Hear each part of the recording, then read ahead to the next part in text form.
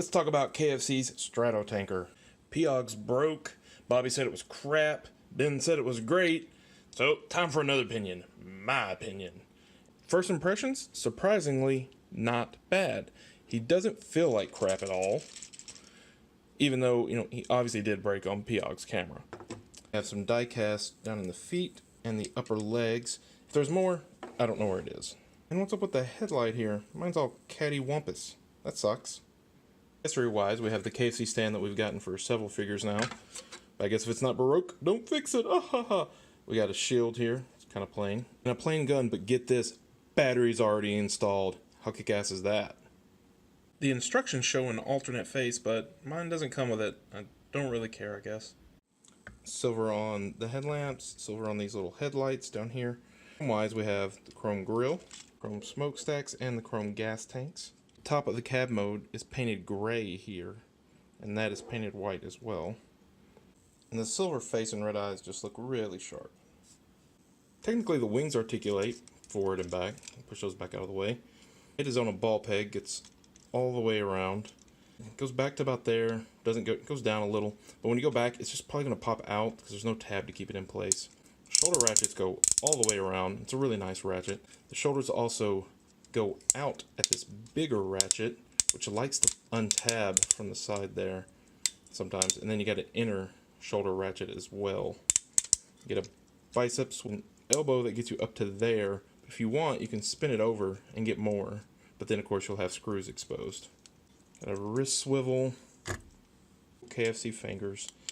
This bit here, which is for transformation but is awesome, you get another inner wrist swivel that lets you tilt it up and down. So good waist swivel, but don't go too far back or else it likes to get caught underneath things. Outward leg ratchets, although my right one is a little tight and feels odd. And this one's even tighter and only seems to have like 2 clicks. Front and back ratchets that move the skirt out of the way, and they feel good. Thigh swivels, kind of a mid-thigh ratchet for transformation, and then a knee ratchet on top of that. And those ratchets both feel great. Then the feet are weird. I don't really like them. You get a toe hinge, and then you get another one here, and my pin in that one does not feel right at all. And then it gets a tilt out to there. On this side, it snaps together a little better. It's a very soft ratchet in that pin. So since this is an MP style toy, I think we need to look at cartoon accuracy. Robot, obviously this is where the accuracy push was. We have extra paint on the legs just to try to look more accurate. There's some minor things. The chest should compress a bit, both especially in depth and in width. But for overall, I think it hits the spot, given that it obviously does transform to 3 tough modes to get into one toy. I love the waist detail they've added just to make it animation accurate. Now, as far as the no instructions test, Robot to Plane I thought was very good. Easy to do without instructions. Plane to truck, I failed. Or at least so I thought. I couldn't figure out the end of the trailer, and then it turns out, oh, I did figure it out. It just really doesn't want to peg in nicely. In truck to robot, I couldn't figure out how to arrange these side panels for the life of me. This part is just, it's awkward. First we rotate the head up, open the chest, fold that in, unclip the arms. You want the thumb down, put the fingers over the thumb, line up, and then fold it in. You want to unpop this, fold the wing flaps out, fold them up together. Next, you want to fold these out here, and you can see where they hook around. Now, fold these up. Alright, now get this out of the way here, this down, hooks. Fold these out, and then out. These is going to snap onto one of these pegs, and these notches are going to go into the roof. It's kind of a tight fit, but it's really snug once it's all done. We're just going to rotate all of this 180. And you'll notice down here there's some clearance. Gotta kind of wiggle that away. There we go. Alright, next we're gonna lift this up, unpegging it from there. Then we just fold down the covers. Rotate the jet noses out and over, same on the other side.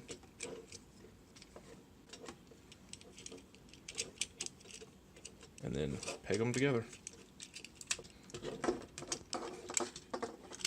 Then when you push the feet down, untab them, rotate it around, and this peg here will peg into there. Peg it together at the top.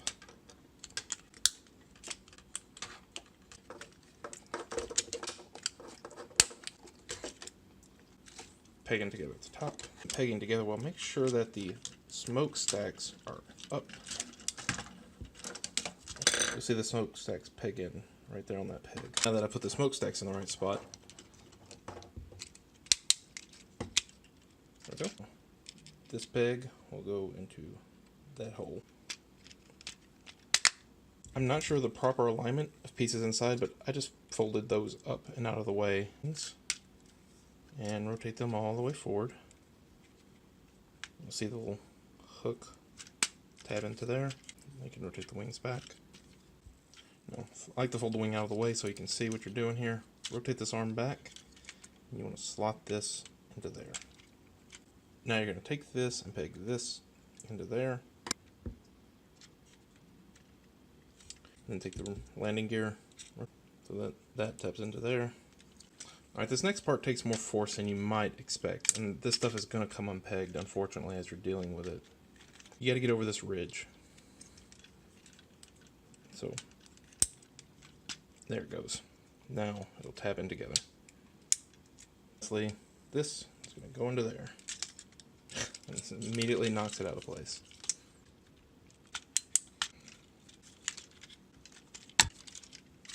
Oh my god. Son of a bitch, the other side came undone. On this side, the more it pops out on the other. Son of a bitch. With it all tabbed together, you can take the shield and put it up here. Ah, that moment when you've already recorded a bunch of footage and you realize you got the stand assembled backwards. It rolls. Whoop-de-doo. There's really no way around it. The breakup in the back is just a huge nuisance to some people. I know it was to me, but once in hand, it doesn't look near as bad as I thought it would. All the little feelers, while kind of tedious, do really help bring it together. So the windows on mine, this front one here, likes to slide out, although it didn't today, so maybe it's good now? But when I first got it, he fell out several times. The big wings are very cool, and the line of passenger windows along the side, I think, is also really nice. Tabbing things in together is an issue. Even on the top of mine, it kind of doesn't want to stay tabbed together. I like how the fillers back here work, however, putting those in together. And keeping the arms into the wings, all that tabbed together is just kind of a mess, but it looks okay once it's done. Accuracy-wise, the main thing it's missing is the paint on the front. I'm not sure if it's a cost-saving measure or if they didn't want it on the side of the legs in robot mode.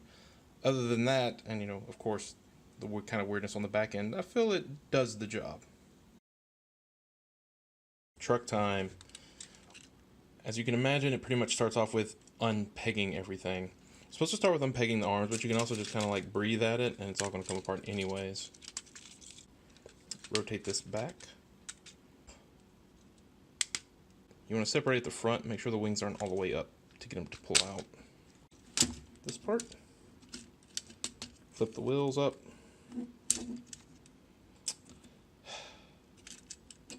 Kind of got to get in right there between the two pieces. Get your rubber tire back on.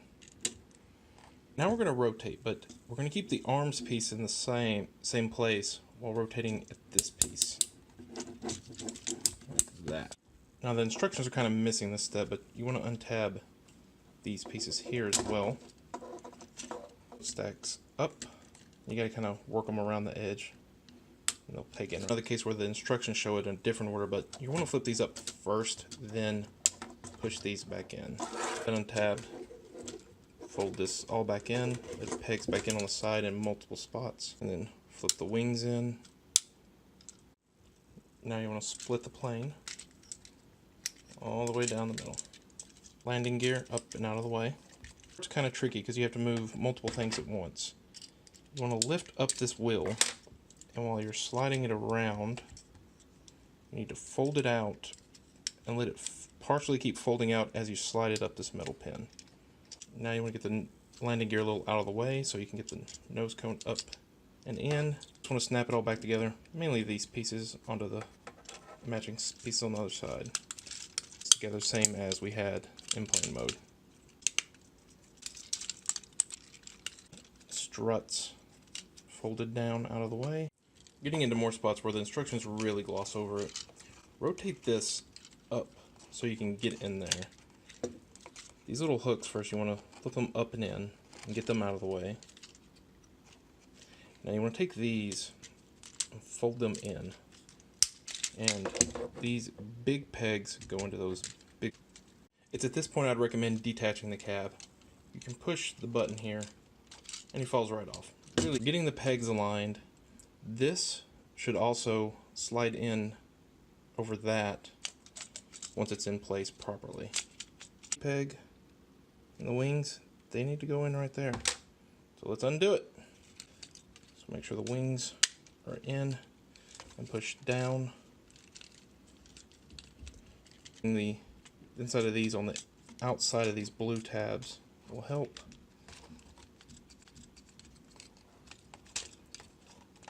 Again, push that down, straighten that up, push all the rest of this shit together. And with the wings tabbed in there, I just cannot get these to line the rest of the way up. And then that will fold down. Alright, with that as good as we can get it, untab these tabs in the wings, come back, and they were supposed to tab into the slot there. And it technically does, but they won't stay pegged in. Last piece is deal with the arms. Get that peg into there. Just fold it around on the double hinge. Go ahead and push in the landing gear. Get this out so that the peg and the screws are up, and then rotate the arm so that the rest of the screw holes are down, and it looks like that. So that before you do the next step, they look approximately like this. Now we're going to rotate it over, and this is going to go into there, and this is going to go into there.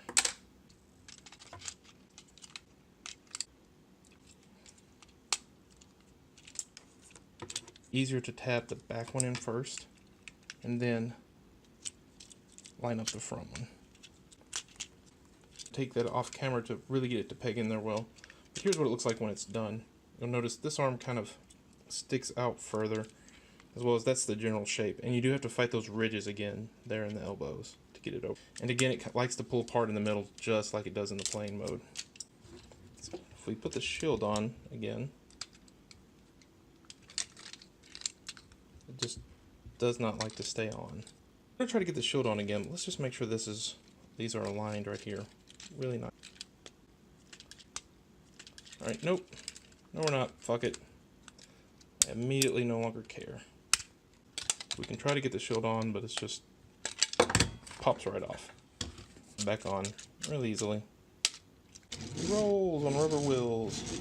In truck mode, this does wiggle a little bit, but it's not too much. You're gonna hit the posts in the back. If you unattach, flip those up, and then put it back, now you get much more degree of movement. Overall, what's to say about this? Looks like a truck. I like that the cab is detachable. I dig the rubber wheels, but I don't like when mine was ripped a little bit.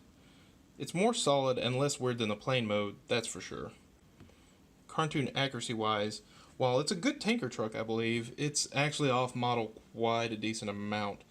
The pieces on the sides are missing that are supposed to be here. It doesn't have the two-tone color of the truck in this mode. Again, it's probably to make a better looking truck overall, but for those who's into the super dorky, blocky, dumb cartoon style, it kind of misses the mark. So wrapping it up, what I think's wrong with this toy? Well, the window on the plane falls out super easily on mine. The rubber on the tire is broken. I've got this cattywampus headlight. I cannot get the gun to peg into this hand for the life of me. It will not fit in there. I guess the peg needs to be shaved down. Fits in this one just fine. Super tight, right leg ratchet, and the left one that only has 2 on the outward. The rest of the ratchets though are great. Stuff I'm just kind of meh about. The paint gets the jobs done, but I think you could have more to make it compete with the Takara product. The side rails, again, are pretty ugly. Not my favorite design, but again, they get the job done. And the feet aren't my favorite either. Again, especially this part here, but it hasn't really given me any problems at the same time. Pros, transformation to plane is pretty straightforward, and overall he's not bad to fiddle with. The sculpt in robot mode is quite well done, and the biggest pro, he fits in great on the shelf. Overall, I dig the toy. I love the cartoon aesthetic push. The transformation isn't as bad as it seemed to be watching other reviews, even though it does have a couple of meh areas. No mode's perfect, but I think triple changers are always going to be that way. For me, robot mode is definitely the most important, and that's done well. The plastic also has a nice good feel, along with mini ratchets and some extra articulation in places.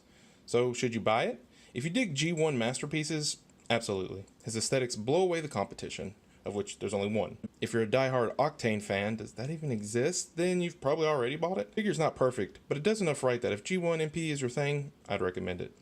He's about $140 at most shops, but $120 shipped from your shady Chinese seller on eBay, which is, yet again, how I got mine. Gotta save that dollar, yo. So, toss me a subscribe, and I'll see you in the next video.